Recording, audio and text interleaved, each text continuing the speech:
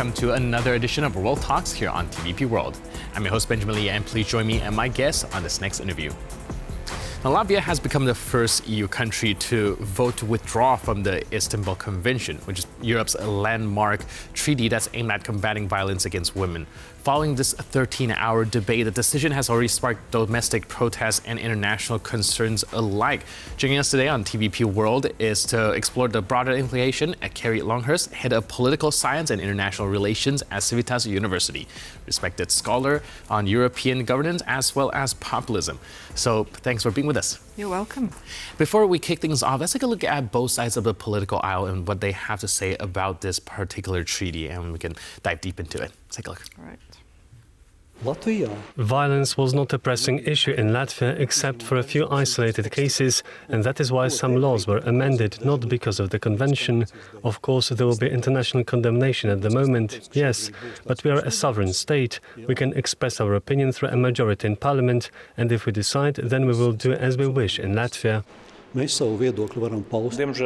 Unfortunately, in my opinion, even normal patriotic parties have been influenced by pro-Kremlin and populist forces in the pre-election atmosphere, creating an anti-European atmosphere and promoting it. Unfortunately, this is happening in the pre-election atmosphere when a large number of parties have become irresponsible towards the state, and I hope that we will be able to stop this. There are going to be international consequences, and especially in a time where there's, where Latvia's Latvia's sort of standing or geopolitical orientation is very important when it comes to Russia's war in Ukraine.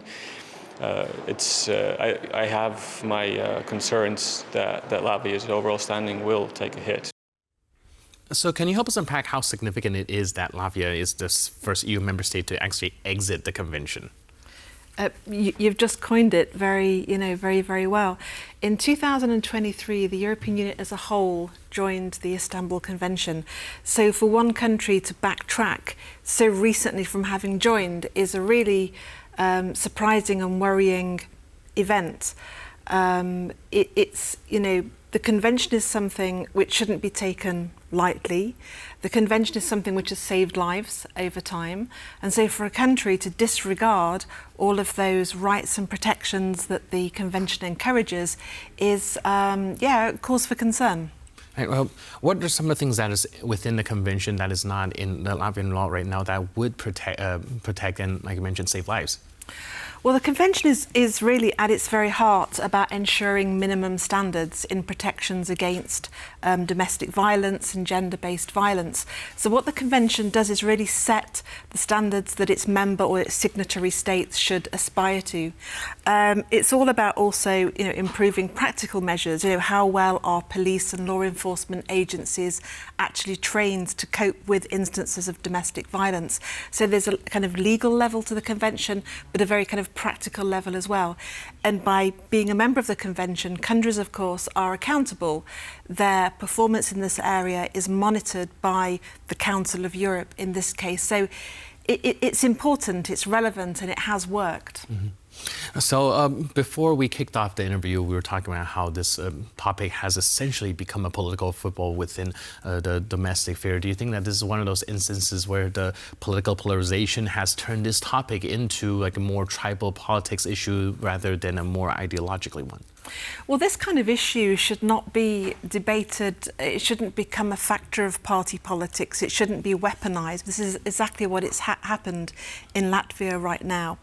And so you had a coalition which has been splintered on the back of this particular issue, and which is really unfortunate because it is one of those areas, domestic violence, gender-based violence, these are not the kind of issues which should be allowed to become a political football at all. They should be held highly amongst all political stakeholders, and there shouldn't be any daylight between a government and civil society and the NGO sector as well. This should be seamless, and what's happened here in Latvia has just shown how that consensus can be broken so quickly for political gains. Now, some conservative voices have claimed that the treaty promotes what they call gender ideology. Do you think that there is any real basis for these type of accusations? Short answer, no. This is something that the kind of far-right, Russian-leaning traditional parties tend to stress. Now, I think that these individuals, these groups, have never read the text of the convention. They take out a little snippet which does refer to the social construction of gender. And what that means essentially is that the signatories of the convention want to extend the protections of the Istanbul Convention to as many people as possible, so beyond the typical binary way in which we understand gender. Now, that does not mean, as some of those guys were claiming, that the Istanbul Convention is about promoting homosexuality or promoting the teaching of homosexuality in schools. This is one of the massive myths that is peddled about the Istanbul Convention. And by doing that, they're basically that they're stopping debate about the most important things to do with the Istanbul Convention and just instead using it for personal and party political gain. Right, especially because of what they call the woke politics is such a big issue when it comes to the cultural war that is now ongoing. I think a lot of the attention is kind of turned towards these, like you mentioned, little snippets of mention, but not focusing on the actual context of this convention. But do you think that this is going to be a trend going forward as well? You know, other countries might follow, seeing that this does give them some ground when it comes to political populism. Well, I think yes, it probably does, because these similar debates have happened in quite a few other European countries over the last few years. I mean, Poland, a few years ago, it was debated or discussed the idea of leaving and creating a separate family convention or something like that. Bulgaria, Hungary, obviously, a range of countries, some parties have tried to introduce it into Parliament. It hasn't got off the ground.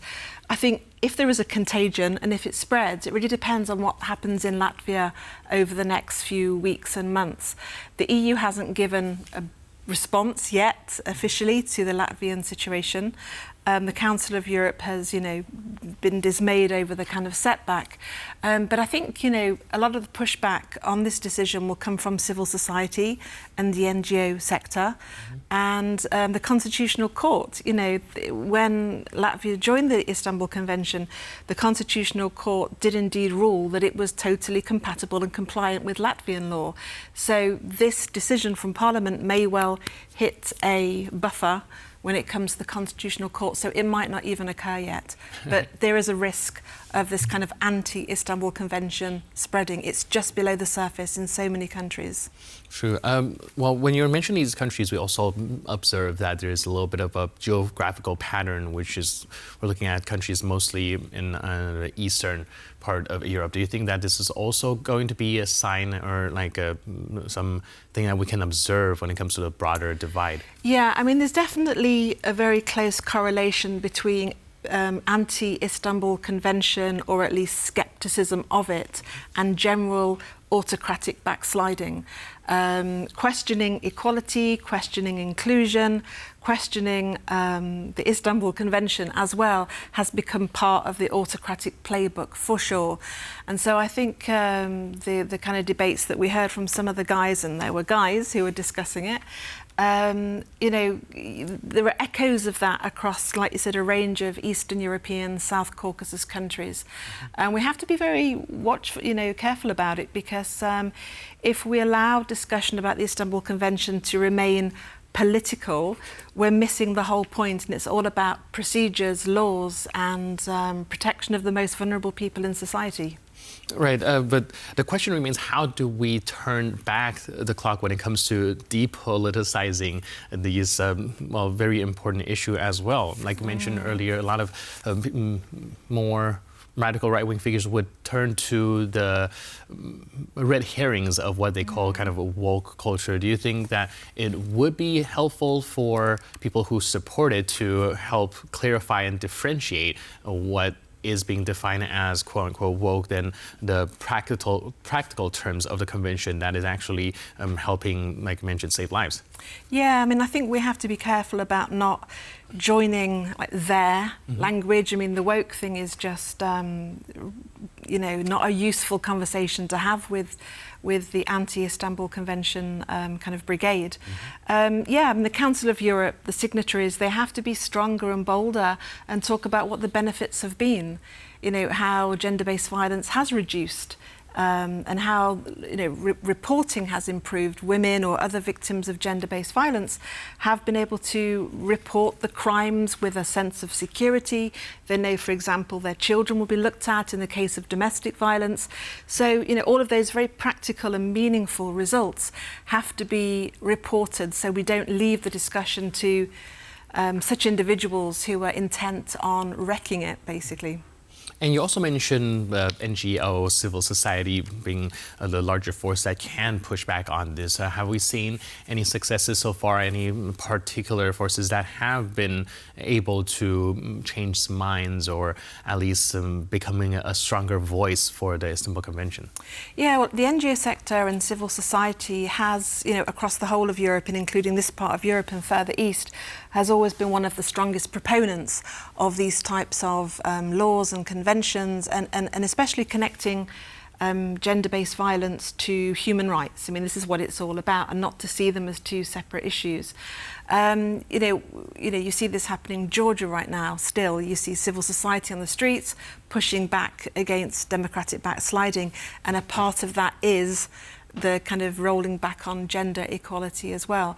So what's going to happen in Latvia? I mean, you already see, there's plenty of domestic opposition from men, women, different people from different political persuasions rallying against the government. So I think it's going to be another case where it's going to be people power which is going to push back strongly on this. And so, I'm not convinced that the country will leave the convention. Right. If that actually does become the case, though, do you think we can see any potential diplomatic or reputational fallout? Could Latvia face any issue with the EU and the Council of Europe? Yeah, I mean, already there's been a few, not official yet, but a few words coming from Brussels and the Council of Europe too, talking about this being a setback. And I think you're right about the reputational losses for Latvia. The fact that it's willing to play with this very important convention, which is all about European values and norms. And as we said at the very start, this is a critical dimension of being a European Union member. If you're going to throw that out, surely, you've got to kind of be answerable and responsible for that and answer to the European Union as to why you're choosing to do it. But like I said, I'm not quite sure it will go that far, but it's a worrying occurrence anyhow. Of course.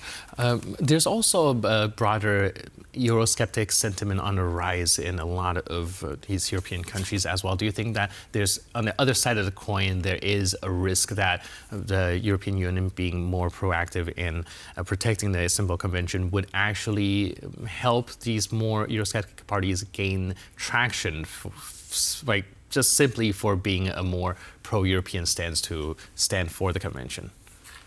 I'm not quite sure why we would have to kind of concern ourselves too much about the Eurosceptic parties. That those Eurosceptic parties will find a way in, they'll find a line of critique anyhow.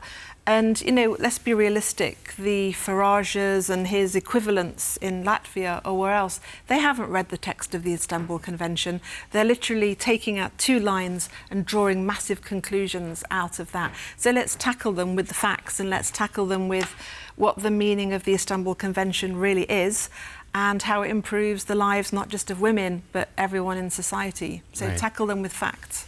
Yeah, sometimes they say sunlight is the best disinfectant, and maybe with everyone finally diving into the actual text, we can figure out what is the best step going forward. Yeah, I mean, what's happening in Latvia, it might shine a light and just kind of get everyone seeing how important this is and how it's relevant for, every, level of society, for sure.